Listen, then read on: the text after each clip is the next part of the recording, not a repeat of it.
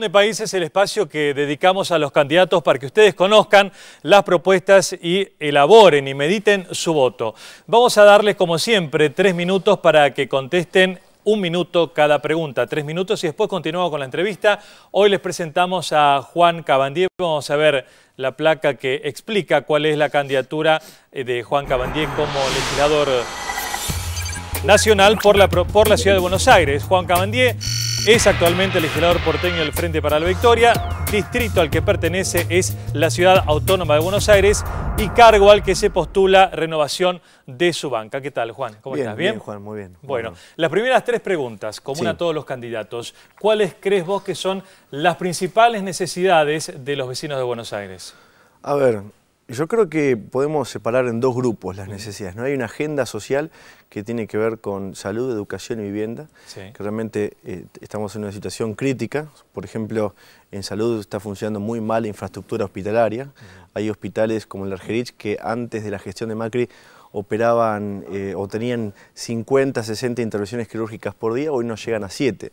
Pero por otro lado también hay un tema que es común a todos los sectores sociales de la ciudad que tiene que ver con el transporte y con la basura. La verdad que la ciudad está más sucia que nunca y paga un canon muy alto. Bien.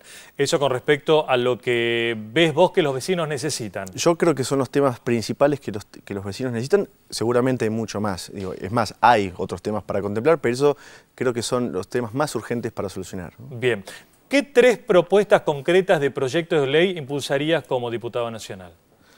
Y la verdad que si analizamos el proyecto que define todo el año legislativo, el proyecto más importante es el proyecto de ley de presupuesto.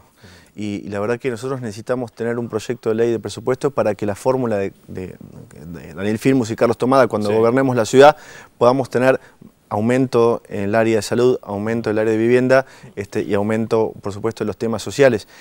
Inclusive también podríamos contemplar en tema presupuestario otros temas que faltan presupuesto y que este gobierno últimamente ha bajado. Pero otro proyecto que yo ya presenté y volvería a presentar porque incluso no me dieron lugar para aprobarlo, no quisieron tratarlo en las comisiones, es un proyecto de ley de inquilinos. O sea, la verdad que en la Ciudad de Buenos Aires hay 140.000 viviendas vacías que necesitan que rija una normativa para favorecer todos aquellos inquilinos que quieren, futuros inquilinos que quieren independizarse, que necesitan poder proyectar su vida, tener hijos, que salgan del hacinamiento, y eso necesitamos un proyecto de ley de inquilinos. Otra ley que también propondría sería una ley para fomentar las industrias creativas, ¿no? Que eso es muy necesario en la ciudad, que son industrias específicas de la ciudad. Bien. El presupuesto es el mismo para todos, son 27.000 millones de pesos aproximadamente por año. ¿Cómo distribuirías el presupuesto? ¿A qué áreas le darías más importancia de acuerdo a lo que está hoy? Bueno, un poco lo que venía diciendo, ¿no? Las áreas más sensibles tendríamos que darle más presupuesto, porque de hecho aproximadamente en la agenda social, en los temas sociales, en estos 3 años y medio hemos reducido casi 1.900 millones de pesos, tanto en salud, educación y vivienda. Ese es un presupuesto que hay que contemplar y hay que asignarle más partidas presupuestarias. Por otro lado, también es necesario fomentar desde el presupuesto la posibilidad de que los jóvenes y otros grupos etarios accedan a su primera vivienda. Digo los jóvenes porque realmente es un problema real que los jóvenes tienen dificultades en acceder a su primera vivienda. Me parece que a partir del Banco Ciudad, pero también fomentando líneas de crédito y asignándole presupuesto a esas áreas, es importante hacerlo. Y por otro lado también hay que asignarle más presupuesto al tema de la cultura. La cultura, que es tan bien vista por todos los porteños, necesita un fuerte presupuesto, pero no solamente para hacer recitales, sino para fomentar la cultura, la construcción de la cultura con todos. Vos estás por cumplir tu mandato, tu primer mandato. Sí. ¿En qué crees que tu mandato marcó una diferencia para los vecinos? ¿En qué crees que mejoraste la vida de los vecinos con tu mandato? Bueno, yo tengo proyectos presentados, tengo 72 proyectos de ley presentados en estos 3 años y medio. La verdad que falta medio año todavía y puedo presentar más proyectos de ley, es más, tengo bastantes en carpetas para presentar. Y la verdad que tengo un 45% de esos proyectos de ley presentados que han sido aprobados. Y es más, muchos legisladores quizás se abocan simplemente a presentar declaraciones o resoluciones y no son proyectos de ley, que los proyectos de ley son los que verdaderamente pueden modificar la vida de las personas. Por ejemplo, el año pasado aprobamos en la legislatura porteña un proyecto de ley de mi autoría para que las escuelas de la Ciudad de Buenos Aires puedan ofertar alimentos saludables, para cambiar el hábito y la cultura alimenticia de los niños y no solamente ofrecer alimentos hipercalóricos, chocolates, etcétera, que también está bien que lo coman y consuman, pero también hay que cuidar la obesidad infantil, que es un flagelo, digamos, es una epidemiología del siglo XXI, digo, sin factores que puedan contemplarlo.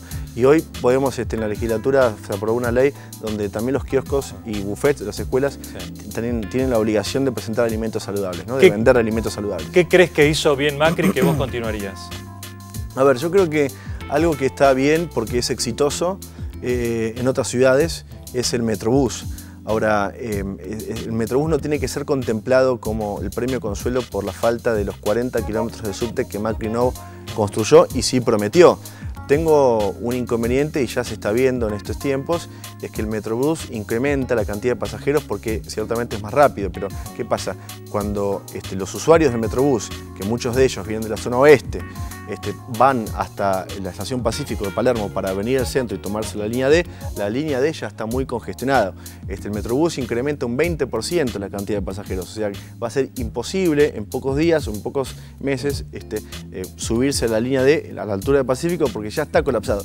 Y la única forma de mejorar eso es ampliando la red de subtes que Macri no pudo hacer hasta ahora. ¿Qué proponés frente a el corte de calles por reclamos sociales?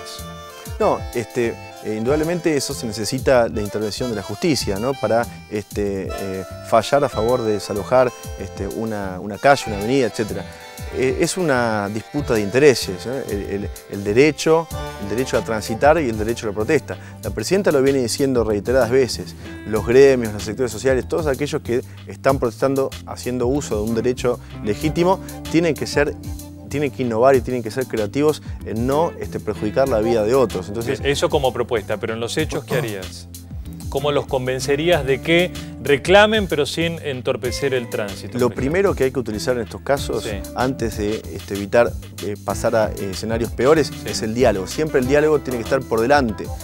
Con el diálogo se puede empezar por desalojar un carril, 2 carriles y después solucionar los temas. La verdad que muchas veces esos temas se pueden solucionar y sin necesidad de aplicar la fuerza de la policía de seguridad. La última instancia, casi diría yo que no tenemos que aplicar ninguna de esas instancias de la utilización de la fuerza. Obviamente con el diálogo se puede resolver, pero es cierto que si la justicia falla a favor de desalojar una avenida, un corte, etc., las fuerzas de seguridad tienen que actuar, como han hecho de forma coordinada la Metropolitana y la Federal hace pocos días en la Villa La Veredita de Soldati. Se ha hecho de forma mancomunada y se ha hecho muy bien. Bien. Los organismos de derechos humanos que están muy cercanos al gobierno, y ha surgido todo lamentable episodio con Joclén en el medio, que se compró una Ferrari con plata que sería destinada a construir casas, ¿no? Que es lo que tiene que determinar la justicia. ¿No deberían tener más independencia de un gobierno para trabajar justamente con cierta distancia, aunque coincidan ideológicamente, para evitar episodios así? Sí. Los organismos de derechos humanos son de todos los argentinos, ¿no? De un gobierno en particular.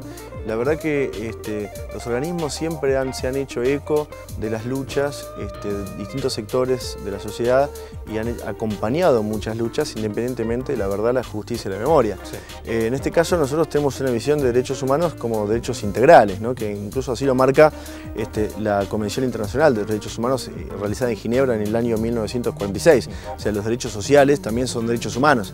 Entonces hay que contemplar también esa visión, esa perspectiva. Lo cierto es que en este caso hay que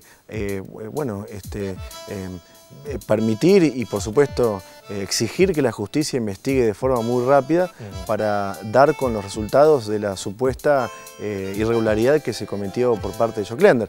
Ahora, por otro lado, también es necesario que la justicia actúe rápido para que podamos todos conocer y también tener muy claro que que las madres es una organización, es un colectivo y es muy distinto a la estafa que cometió Joclender contra las madres, ¿no? Y contra los IBC, o sea, contra los institutos de la vivienda de distintos distritos. Bien, o sea, vos no creés que haya que separar organismos de derechos humanos de gobierno. Es que justamente los organismos de derechos humanos, cuando comenzaron como su Amnistía lucha, Internacional, por ejemplo, ¿no? O tantos otros. Pero Amnistía Internacional es una ONG que tiene otra misión y otra función. Los organismos siempre han sido, bueno, exigido al Estado que se cumplan las exigencias que venían llevando desde hace 35 años aproximadamente. Y lo cierto es que hoy un Estado, a partir del 2003, puso a la política de derechos humanos como una política de Estado. Y yo lo veo muy correcto. La verdad que no hay otra forma de haber avanzado tanto en materia de derechos humanos, encontrado tantos nietos en los últimos tiempos, permitido que derogar la obediencia de vida y punto final, y que hoy los responsables, más de 200 responsables, estén en las cárceles, gracias a que la política de derechos humanos está institucionalizada. Está bien. Ahora, y vos, como todos, queremos que la justicia investigue para saber realmente qué pasó. Sí. Mientras la justicia investiga, a vos, aparte como hijo desaparecido, sí, ¿qué te provoca esto de ver que la fundación fue utilizada para aparentemente provecho propio? Bueno, en tal caso, para provecho propio de Joclender o del hermano, o alguna otra persona que haya trabajado con él. ¿Faltó control?